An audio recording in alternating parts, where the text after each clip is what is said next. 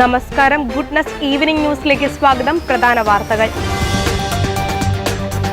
Electoral bond പദ്ധതിയിൽ ഫണ്ടിനെ കുറിച്ചുള്ള വിവരങ്ങൾ രഹസ്യമാക്കുന്നത് ഭരണഘടനാ വിരുദ്ധമെന്ന് ചീഫ് ജസ്റ്റിസ് DY ചന്ദ്രചൂഡ്. വന്യമൃഗ ആക്രമണത്തിൽ ആശ്രിതർക്ക് നഷ്ടപരിഹാരമായി 1 കോടി നൽകണമെന്ന് മാനന്തവാടി രൂപത. CMRLനുള്ള കരിമണൽ ഖനനാനുമതി റദ്ദാക്കിയത് മാസപ്പടി ആരോപണവുമായി ബന്ധപ്പെട്ട വിവാദത്തിന് ശേഷമെന്ന് റിപ്പോർട്ട്. മദ്യനയ അഴിമതി കേസുമായി ബന്ധപ്പെട്ട് ഡൽഹി മുഖ്യമന്ത്രി അരവിന്ദ് കെജ്രിവാളിന് വീണ്ടും സമൻസ് അയച്ച് എൻഫോഴ്സ്മെന്റ് ഡയറക്ടറേറ്റ്. റഫയിലെ ജനവാസ കേന്ദ്രങ്ങളിൽ ഒളിപ്പിച്ചിരിക്കുന്ന ബന്ദികളെ മോചിപ്പിക്കാൻ ശക്തമായ നടപടിയുമായി ഇസ്രായേൽ.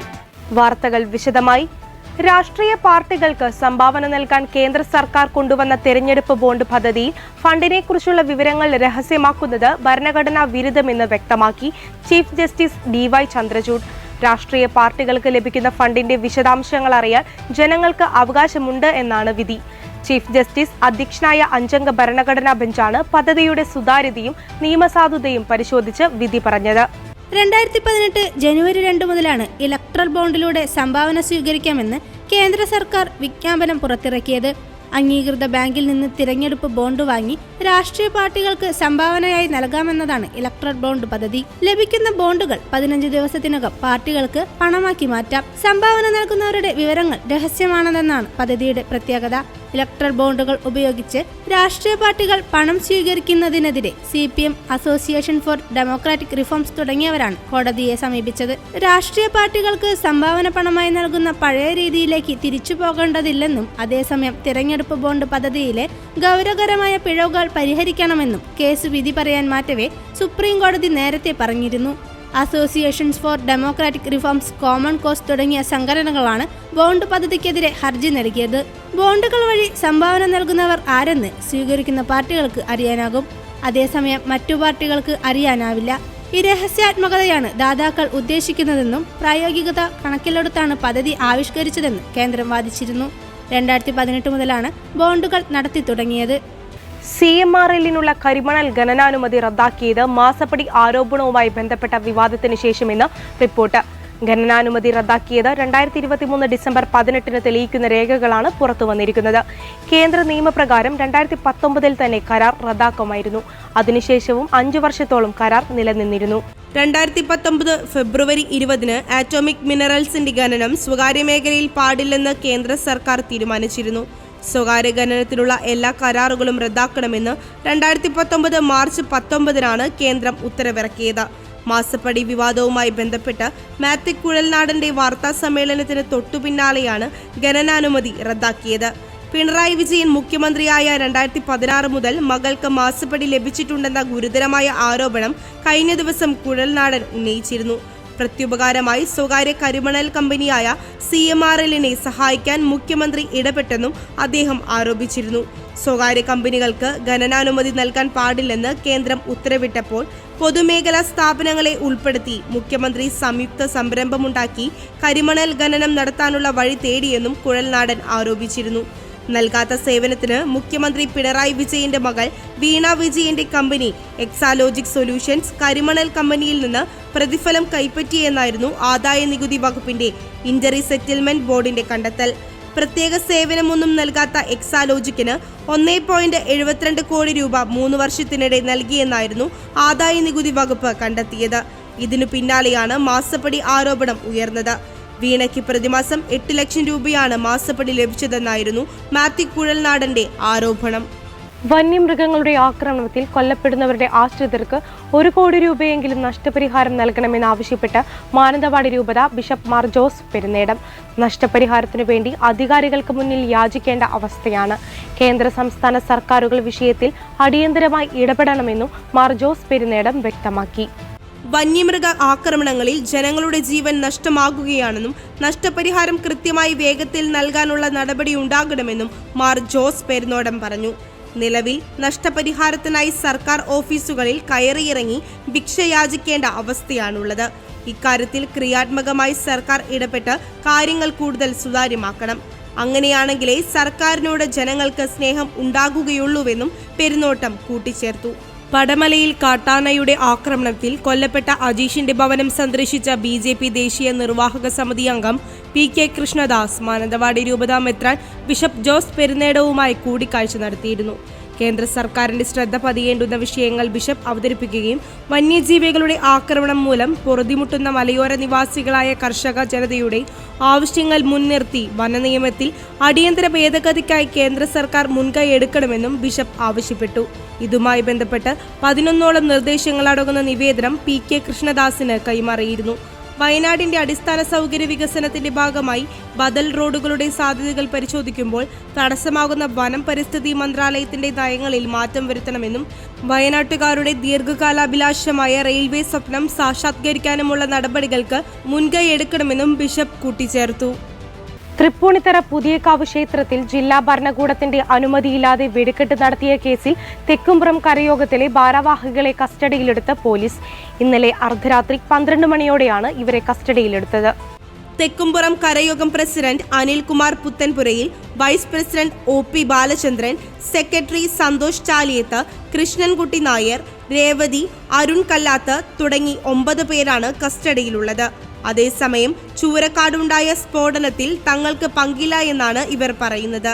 ക്ഷേത്രത്തിൽ നിന്ന് ഏകദേശം 1 കിലോമീറ്റർ മാറി വടക്കുംപുറം കരയോഗത്തിന്റെ സ്ഥലത്താണ് അപകടമുണ്ടായത്. റെഡിമെയ്ഡ് പടക്കങ്ങൾ ഉപയോഗിച്ച് തെക്കുംപുറം കരയോഗത്തിന്റെ വെടിക്കെട്ട് ശാന്തമായിട്ടാണ് നടന്നതെന്നുമാണ് കരയോഗം ഭാരവാഹികൾ പറയുന്നത്. മദ്യനയ അഴിമതി കേസുമായി ബന്ധപ്പെട്ട് ഡൽഹി മുഖ്യമന്ത്രി അരവിന്ദ് കെജ്രിവാളിന് വീണ്ടും സമൻസ് അയച്ച് എൻഫോഴ്സ്മെന്റ് ഡയറക്ടറേറ്റ്. ചോദ്യം ചെയ്യാൻ ഹാജരാകണമെന്നാവശ്യപ്പെട്ട് ബുധനാഴ്ച വൈകിട്ടോടെയാണ് സമൻസ് അയച്ചത്. തിങ്കളാഴ്ച ചോദ്യം ചെയ്യലിന് ഹാജരാകണമെന്ന് ആവശ്യപ്പെട്ടതായാണ് വിവരം. ചോദ്യം ചെയ്യാൻ 5 തവണ നോട്ടീസ് നൽകിയിട്ടും ഹാജരാകാത്ത സാഹചര്യത്തിലായിരുന്നു ED കോടതിയെ സമീപിച്ചത്. മദ്യനയ ക്രമക്കേട് കേസിൽ ചോദ്യം ചെയ്യലിന് ഹാജരാകാത്ത നടപടിക്കെതിരെ ED നൽകിയ ഹർജിയിൽ കോടതി അരവിന്ദ് കെജ്രിവാളിന് സമൻസ് അയച്ചിരുന്നു. കേജ്രിവാൾ 17-ന് ഹാജരാകണമെന്നാണ് additional chief metropolitan magistrate Divya മൽഹോത്രയുടെ നിർദ്ദേശം. ചോദ്യം ചെയ്യാൻ 5 തവണ നോട്ടീസ് നൽകിയിട്ടും ഹാജരാകാത്ത സാഹചര്യത്തിലായിരുന്നു ED കോടതിയെ സമീപിച്ചത്. ഡൽഹി ജലബോർഡിലെ ടെൻഡർ നടപടികളിൽ ക്രമക്കേട് ആരോപിച്ച് കേജ്രിവാളിന്റെ പേഴ്സണൽ അസിസ്റ്റന്റ് ഉൾപ്പെടെയുള്ളവരുടെ ഓഫീസുകളിലും വീടുകളിലും ED പരിശോധന നടത്തി. മുഖ്യമന്ത്രിയുടെ പേഴ്സണൽ അസിസ്റ്റന്റ് വൈഭവ് കുമാർ, ജലബോർഡ് മുൻ അംഗം ശലഭ് കുമാർ, AAPയുടെ രാജ്യസഭാംഗം ND Gupta, chartered accountant Pankaj Mangal എന്നിവരുടെയും AAPയുമായി ബന്ധമുള്ള മറ്റു ചിലരുടെയും ഉടമസ്ഥതയിലുള്ള 12 സ്ഥലങ്ങളിലാണ് റെയ്ഡ് നടന്നത്. ടെൻഡറുകളിൽ ക്രമക്കേട് നടത്തി ലഭിച്ച തുക AAPയുടെ ഫണ്ടിലേക്ക് വകമാറ്റിയെന്നാണ് കേസ്. കൈറോയിൽ നടന്ന വെടിനിർത്തൽ ചർച്ച പരാജയപ്പെട്ടതോടെ ഈജിപ്ത് അതിർത്തി നഗരമായ റഫ ഇസ്രായേൽ ആക്രമണ ഭീതിയിൽ. റഫയിലെ ജനവാസ കേന്ദ്രങ്ങളിൽ ഒളിപ്പിച്ചിരിക്കുന്ന ബന്ദികളെ മോചിപ്പിക്കാനും തീവ്രവാദികളെ പിടികൂടാനുമായി ശക്തമായ നടപടി ഉടൻ ആരംഭിക്കുമെന്ന് ഇസ്രായേൽ അറിയിച്ചിട്ടുണ്ട്. ആശ്വാസം തേടി 10 ലക്ഷത്തിലേറെ പലസ്തീൻകാരാണ് റഫയിൽ അഭയം തേടിയിരിക്കുന്നത്. ജനനിബിഡമായ ഇവിടം ആക്രമണം വൻ ദുരന്തമാകുമെന്നാണ് ലോകാരോഗ്യ സംഘടന മുന്നറിയിപ്പ് നൽകുന്നത്. അതേസമയം ആക്രമണം ഉണ്ടായാലും അഭയാർത്ഥികൾക്കായി അതിർത്തി തുറക്കില്ലെന്ന് ഈജിപ്ത് അറിയിച്ചിട്ടുണ്ട്. കഴിഞ്ഞ ഒക്ടോബർ 7-ന് ഇസ്രായേൽ ഹമാസ് നടത്തിയ ആക്രമണത്തിന് നേതൃത്വം നൽകിയ കമാൻഡർ യഹ്യ സിൻവർഖാൻ യൂനുസിലെ തുരങ്കത്തിൽ കുടുംബത്തിനൊപ്പം ഒളിച്ചുകഴിയുന്നതിന്റെ വീഡിയോ ഇസ്രായേൽ സേന പുറത്തുവിട്ടിരുന്നു. ഹമാസിന്റെ എസൈഡൻ അൽക്കോസം ബ്രിഗേഡ് തലവനായ 61-കാരനായ സിൻവർ 23 വർഷം ഇസ്രായേൽ ജയിലിലായിരുന്നു.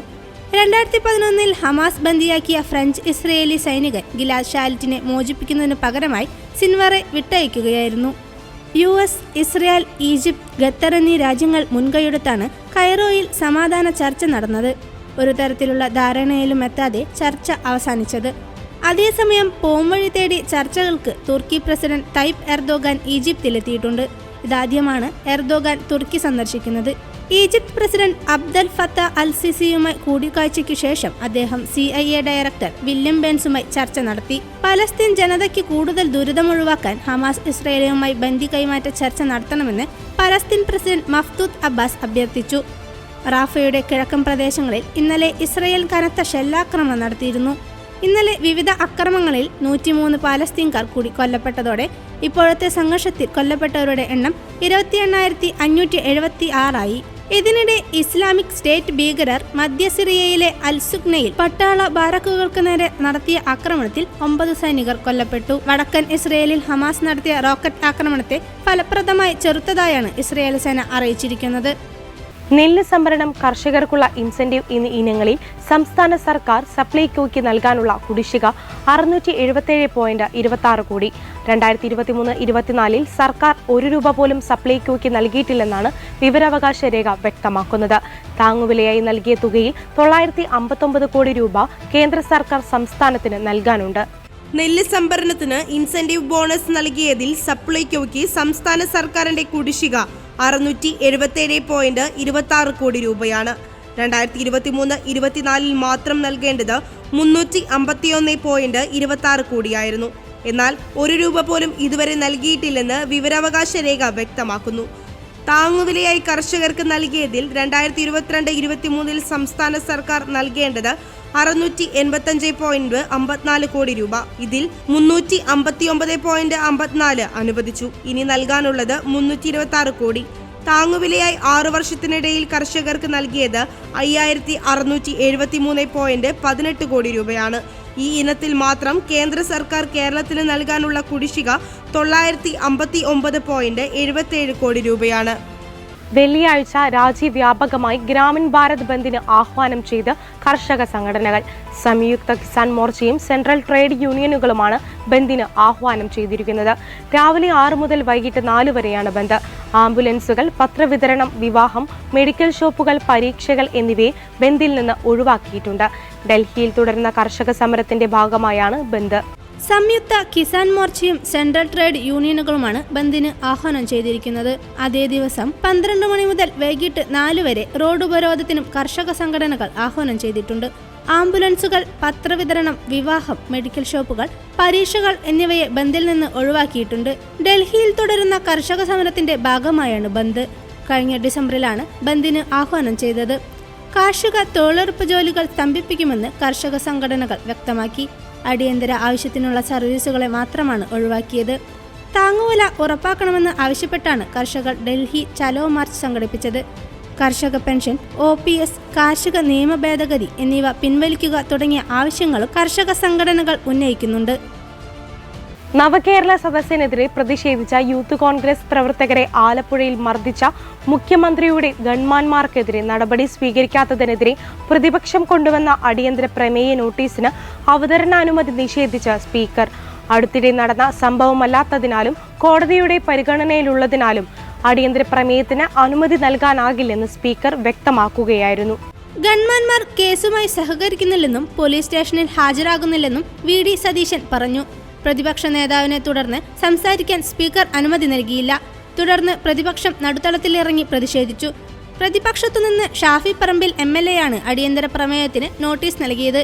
മുഖ്യമന്ത്രിയും മന്ത്രിമാരും ബസ്സിൽ അമ്പലപ്പുഴ മണ്ഡലത്തിലെ നവകേരള സദസ്സിന് പോകുമ്പോൾ മുദ്രാവാക്യം മുഴക്കിയ യൂത്ത് കോൺഗ്രസ് സംസ്ഥാന സെക്രട്ടറി അജയ് ജൂവൽ, KSU ജില്ലാ പ്രസിഡന്റ് AD തോമസ് എന്നിവരെ പോലീസ് കസ്റ്റഡിയിലെടുത്തത് 2023 ഡിസംബർ 15-നാണ്. റോഡരികിലേക്ക് മാറ്റിയ ഇവരെ മുഖ്യമന്ത്രിയുടെ അകമ്പടി വാഹനത്തിൽ നിന്നിറങ്ങിയ ഗൺമാനും സെക്യൂരിറ്റി ഓഫീസറും ലാത്തി ഉപയോഗിച്ച് മർദ്ദിക്കുകയായിരുന്നു. തോമസിന്റെ തല പൊട്ടി, അജയ് ജൂവലിന്റെ കൈയൊടിഞ്ഞു. ഇരുവരും പോലീസിൽ പരാതി നൽകിയെങ്കിലും കേസെടുത്തില്ല. ആലപ്പുഴ കോടതിയെ സമീപിച്ചതിനെ തുടർന്ന് ആലപ്പുഴ സൗത്ത് പോലീസിനോട് കേസെടുക്കാൻ ജുഡീഷ്യൽ ഫസ്റ്റ് ക്ലാസ് മജിസ്ട്രേറ്റ് കോടതി നിർദ്ദേശിക്കുകയായിരുന്നു. കുറ്റവാളികളെ അറസ്റ്റ് ചെയ്യാനോ സസ്പെൻഡ് ചെയ്യാനോ സർക്കാർ തയ്യാറാകുന്നില്ല എന്നാണ് അടിയന്തര പ്രമേയത്തിന്റെ വിശദീകരണക്കുറിപ്പിൽ പറയുന്നത്. പോലീസ് ഡ്രൈവറെ മർദ്ദിച്ച കേസിൽ മുൻ DGP സുദേശ് കുമാറിന്റെ മകൾക്കെതിരെ കുറ്റപത്രം സമർപ്പിച്ച് ക്രൈംബ്രാഞ്ച്. കേസ് രജിസ്റ്റർ ചെയ്ത് 5.5 വർഷത്തിന് ശേഷമാണ് കുറ്റപത്രം നൽകിയത്. DGPയുടെ മകളെ ജാതീയമായി അധിക്ഷേപിച്ചെന്ന പരാതി ക്രൈംബ്രാഞ്ച് തള്ളുകയായിരുന്നു. പോലീസ് ഡ്രൈവറായ ഗവാസ്കറെ മകൾ പരസ്യമായി കയ്യേറ്റം ചെയ്തെന്നാണ് കേസ്. ഗുരുതരമായി പരിക്കേറ്റ ഗവാസ്കർ ആശുപത്രിയിൽ ചികിത്സ നേടിയതോടെയാണ് സംഭവം പുറം ലോകമറിഞ്ഞത്. പിന്നീട് ഇത് വലിയ വിവാദമായി. മർദ്ദനവുമായി ബന്ധപ്പെട്ട് ഗവാസ്കറിന്റെ ഭാര്യ രേഷ്മ മുഖ്യമന്ത്രിയുടെ ഓഫീസിലെത്തി നേരിട്ട് പരാതി നൽകിയിരുന്നു. മകളെ ഡ്രൈവർ കടന്നുപിടിച്ചെന്ന പരാതി സുദേശും നൽകിയിരുന്നു. മകൾക്കെതിരെ കുറ്റപത്രം നൽകാമെന്നും പരാതിയിൽ കഴമ്പില്ലെന്നും ക്രൈംബ്രാഞ്ച് SP നേരത്തെ രേഖപ്പെടുത്തിയിരുന്നു. ഇതോടെ ഗുഡ്നസ് ഈവനിംഗ് ന്യൂസ് സമാപിച്ചിരിക്കുന്നു. കൂടുതൽ വാർത്താ അപ്ഡേറ്റുകൾക്കായി ഗുഡ്നസ് ന്യൂസ് ഓൺലൈൻ സന്ദർശിക്കുക. നന്ദി.